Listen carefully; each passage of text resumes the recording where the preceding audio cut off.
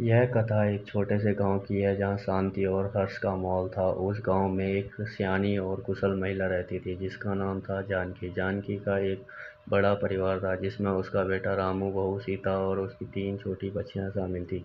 जानकी की रसोई पूरे गांव में मशहूर थी क्योंकि वह हर पकवान को अपने हाथों से बनाकर स्वाद में 4 चांद लगा देती थी।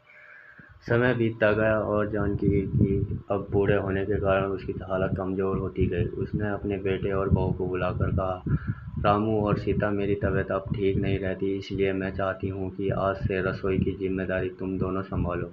लेकिन याद रखना, इस रसोई में हमेशा प्यार और सहयोग बना रहे। रामू और सीता ने उसकी बात मान ली और रसोई का काम संभालने का जिम्मा लिया। लेकिन जब रसोई का जिम्मा उनके ऊपर आया तो आपसी मतभेद शुरू हो गए। रामू चाहता था कि खाना बनाना सिर्फ उसकी जिम्मेदारी हो, जबकि सीता भी रसोई में अपना योगदान देने की इच्छा रखती थी। धीरे धीरे यह मतभेद झगड़े में बदल गए और रसोई का वातावरण गर्म हो गया।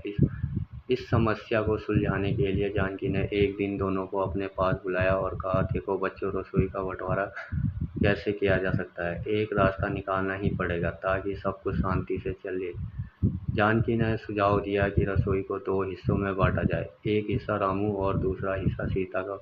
अगले दिन से रामू और सीता ने अपना अपना हिस्सा संभाला। रामू ने अपने हिस्से में अपने तरीके से खाना बनाना शुरू किया, जबकि सीता ने अपने हिस्से में अपनी पारंपरिक और स्वादिष्ट रेसिपी साथ काम शुरू किया। दोनों ने अपना अपना काम बखूबी निभाया, लेकिन कुछ ही दिनों में वह गांव वालों को यह महसूस हुआ कि अब जानकी के हाथों का वह पुराना स्वाद नहीं आ रहा था। रामू और सीता के बीच की संघर्ष अक्सर खाने के स्वाद में पड़ने लगा।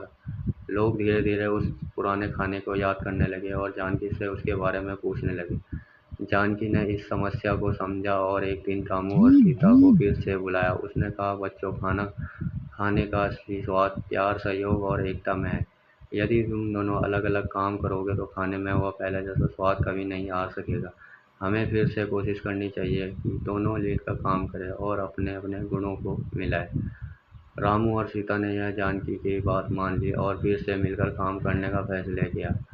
इस बार उन्होंने मिलकर काम करने की योजना बनाई। रामू ने सीता की रेसिपी को ध्यान से सीखा और सीता ने रामू का खाने का बनाने का तरीका को समझा। दोनों ने मिलकर खाना बनाना शुरू किया और धीरे धीरे रसोई में फिर से वही पुराना स्वाद लौट आया। गांव वाले फिर से जानकी की रसोई के खाने की तारीफ करने लगे। इस बार रामू और सीता के बीच कोई मतभेद नहीं था। दोनों ने मिलकर काम किया और रसोई को पहले से भी अधिक शानदार बना दिया।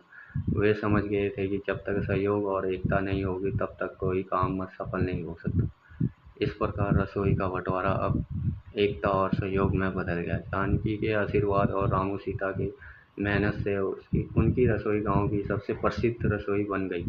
जानकी ने उन्हें यह सिखाया कि किसी भी काम में सफल होने के लिए प्यार से